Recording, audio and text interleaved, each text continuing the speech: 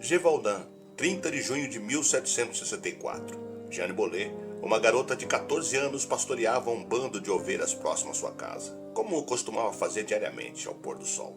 De repente, a jovem foi surpreendida por uma criatura grande como um bezerro, com um pescoço robusto, orelhas eretas e uma cauda imensa. A última coisa que a garota viu foi uma mandíbula cheia de dentes, com ambos os laterais longos e afiados, lacerando a sua garganta de forma voraz. Esse foi o primeiro registro de um ataque da besta de Gévaudan, uma fera que amedrontou a antiga província de Gévaudan entre os anos de 1764 e 1767.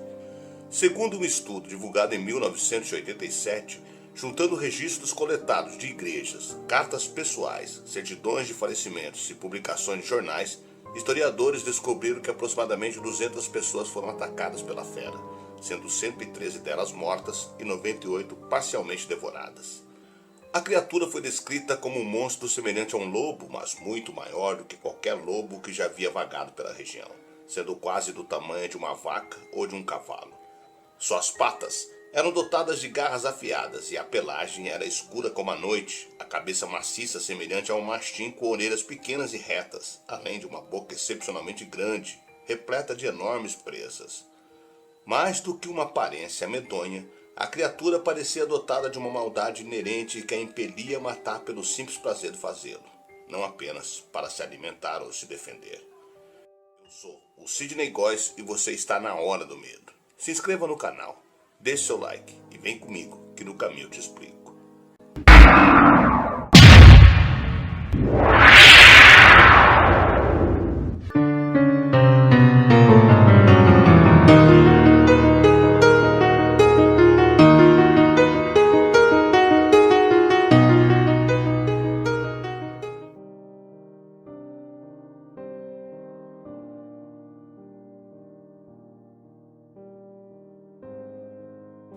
Entre os anos de 1764 e 1767, os habitantes da pequena província francesa de Gévaudan, atualmente perto de Lozère, próximo das montanhas Marguerite, foram aterrorizadas por uma horrível criatura rapina que passou a ser conhecida como a Besta de Gévaudan.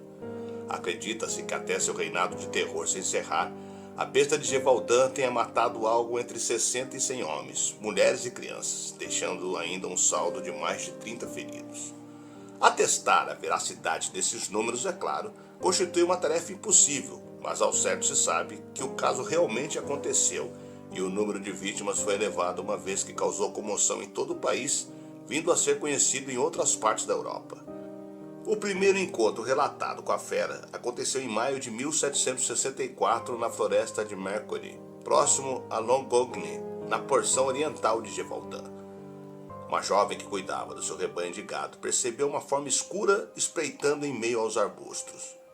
Ela contou que a fera saltou da mata investindo contra os animais, mas os touros conseguiram mantê-lo à distância com seus chifres. A criatura atacou por uma segunda vez lutando contra os touros. Um comportamento incomum para um lobo, mas foi repelida novamente.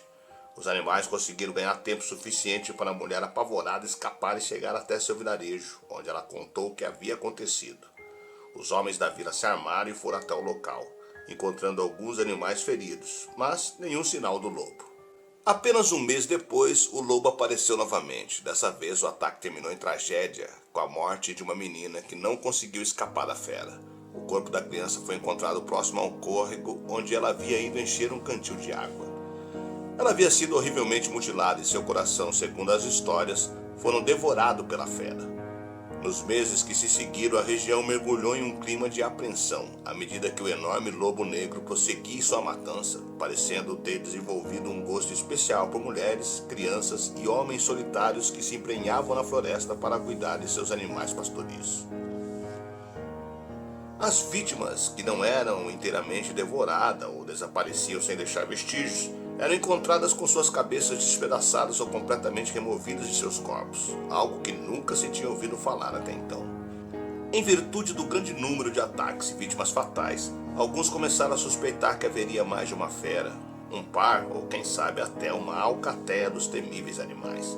À medida que a besta de Gévaudan continuava a matar sistematicamente, As pessoas começaram a acreditar que por trás das suas ações havia algum componente sobrenatural. Caçadores perdiam o rastro da fera no meio da floresta. Armadilhas eram ignoradas, armas pareciam negar fogo, e os bateiros não entendiam como um lobo tão grande era capaz de se esquivar de todas as buscas. A habilidade da criatura em sobreviver a todas as tentativas de eliminá-la e o fato dela preferir matar mulheres parecia algo claramente sobrenatural. Os camponeses passaram a acreditar que não estavam enfrentando um simples lobo, mas um lobisomem. Em outubro de 1764, dois caçadores encontraram a besta na floresta e atiraram contra ela a uma distância de apenas 10 passos. Eles atingiram a criatura quase a queima-roupa e conseguiram derrubá-la, mas antes que eles pudessem recarregar os mosquetes para uma segunda salva, ele se ergueu e correu para o bosque. Os caçadores juraram ter acertado a fera, mas contaram que as balas não foram capazes de matar a besta imbuída de uma resistência obviamente diabólica. Uma vez tendo contado o que havia acontecido, organizou-se um grupo de caça que encontrou facilmente os rastros de sangue adentrando o bosque, exatamente no local em que os homens haviam alvejado a criatura. Diante da quantidade de rastros, todos acharam que seria questão de tempo até encontrarem a carcaça da fera em algum ponto da floresta. Os homens entraram na parte mais profunda da mata, onde descobriram vários corpos de vítimas até então desaparecidas, mas nenhum sinal da fera responsável por aquele massacre. Quando se preparavam para retornar, o lobo surgiu sorrateiramente, investindo contra os homens e fazendo mais 4 vítimas fatais. Os sobreviventes contaram que dispararam inúmeras vezes acertando o alvo, mas cada vez que a besta era baleada, se levantava para atacar novamente. Aterrorizados, os homens fugiram sem olhar para trás. Várias caravanas se formaram, grupos de caçadores compostos de vários homens, a pé ou montados, armados com mosquetes potentes, longas lanças de caças e martins farejadores. Finalmente, em novembro, o grupo de caçadores avistou a fera e a perseguiu pela floresta, mas perdeu em uma área onde os cavalos não conseguiram adentrar. Seguindo a pé, os implacáveis caçadores não se renderam e depois de se encontrar com o enorme lobo em uma clareira, dispararam contra ele, supostamente o alvejando repetidas vezes. Ainda assim, a fera conseguiu escapar para dentro do bosque. O grupo, acreditando que o animal não poderia sobreviver a todos os ferimentos infligidos, retornou a Gévaudan, onde foram recebidos como herói. Dias se passaram sem nenhuma notícia da fera, até que no final de dezembro, perto do Natal, mais uma mulher desapareceu. O grupo de busca localizou seus restos terrivelmente mutilados em uma ravina, e o pesadelo continuaria. Uma recompensa foi prometida para quem matasse a fera e apresentasse o seu corpo. O montante oferecido atraiu não apenas caçadores da França, como homens de todas as partes da Europa que convergiram para Gévaudan ávidos pela glória e pela riqueza. A caçada durou meses e mais de 100 lobos foram abatidos, mas nenhum deles foi reconhecido como sendo a fera responsável por aquela situação. Os habitantes locais estavam cansados da presença de tantos estrangeiros comendo a sua comida, remexendo os campos e invadindo suas propriedades. Furiosos, aldeões se armaram com ferramentas, paus, pedras e qualquer coisa que pudesse usar como arma para matar o monstro. Um grupo penetrou na floresta seguindo os rastros do lobo, mas acabou caindo em uma armadilha. Pouco depois desse ataque, que teria deixado mais de 12 mortos, o grupo desistiu da perseguição. Livre para agir impunemente, a fera prosseguiu impiedosa. Ela matou um rapaz de 14 anos e uma mulher que carregava um recém-nascido.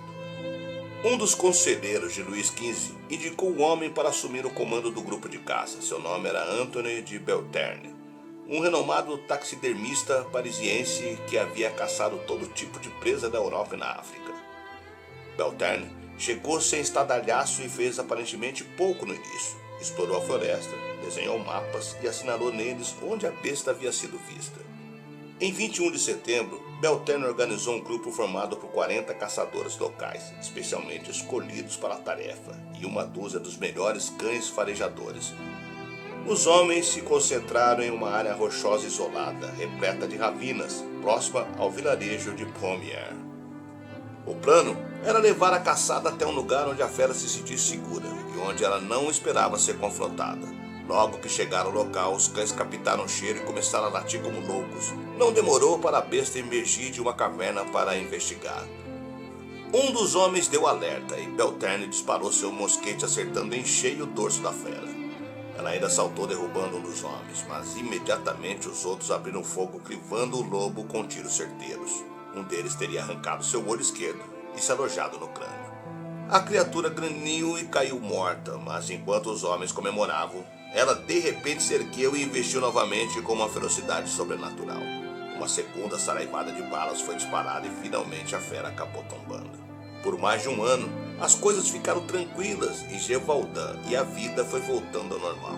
Então, na primavera de 1767, as mortes reiniciaram. 2 crianças haviam desaparecido e o corpo de uma mulher sem cabeça foi achado em um descampado. Belterne foi chamado para retornar a Gévaudan, mas ele afirmou que aquelas mortes não eram o trabalho de um lobo, e sim de um maníaco. Na época, um homem misterioso chamado Jean Castel passava pela região. Ele se ofereceu para exterminar a fera. Ao contrário dos outros, ele não era um caçador experiente, mas um especialista em folclore e superstições. Castel afirmava que o responsável pela nova onda de mortes não era um simples lobo, mas uma besta sanguinária aprisionada no corpo de um homem. A luz fazia com que a fera, no interior da caverna, viesse à tona com incontrolável desejo de matar. O espírito do lobo de Gévaudan havia contaminado esse homem, o transformando em um assassino. Ele era um lobisomem. O especialista conseguiu convencer as pessoas de Gévaudan a doar objetos de prata e, quando tinha o suficiente, mandou derreter tudo a fim de produzir projéteis que foram abençoados pelo pároco local. O plano de Castel era atrair o lobisomem para os limites do bosque. Ele preparou o lugar cuidadosamente e recitou uma série de orações. Na alta madrugada, ele percebeu um movimento na mata e ficou alerta. De repente, uma besta em forma de lobo irrompeu da floresta e avançou em sua direção. Castel disparou com as suas pistolas, e os projéteis de prata pura vararam o corpo da besta que caiu fulminada. Assim como a fera morta por Anthony de Belterne, essa criatura era um enorme lobo, consideravelmente maior do que os outros que habitavam a floresta. O monstro foi estripado e dentro dele encontrou-se os restos de uma criança que havia desaparecido na véspera. A besta foi embalsamada e levada de cidade em cidade para que as pessoas pudessem vê-la, em troca de uma pequena contribuição, é claro. Há informações contraditórias a respeito do que aconteceu com a besta então. Para alguns ela foi queimada e suas cinzas espalhadas ao vento, apesar dos protestos de Castel. Outros dizem que a carcaça chegou a ser levada até o genial taxidermista Belterne, que restaurou a fera e a vendeu para um nobre colecionador. Seja como for, os restos da lendária besta de Gévaudan jamais foram recuperados, causando mais de 2 séculos de controvérsia a respeito de sua real identidade. Em 1979, restos de um animal empalhado foram encontrados guardados no depósito do museu em uma caixa. Segundo boatos, seriam os restos do espécime que Jean Castel abateu em suas balas de prata. O animal foi aparentemente identificado como uma hiena nativa do norte da África, Oriente Médio, Paquistão e o oeste da Índia. Seria a besta de Gévaudan uma enorme hiena e não um lobo? É claro, tudo isso é mera especulação, uma vez que não há como determinar historicamente se houve mais de uma besta de Gévaudan. O que se sabe é que o sentimento de terror que tomou conta da região entre 1764 e 1767 foi muito bem documentado na época. A população de lobos também foi drasticamente reduzida, chegando a praticamente à extinção por conta das caçadas empreendidas naqueles 3 anos. O que levou um lobo a emergir da floresta para matar indiscriminadamente os habitantes de uma pequena província na França continua sendo um mistério. Mas um marco de pedra foi construído no local, lembrando a todos daqueles dias de medo.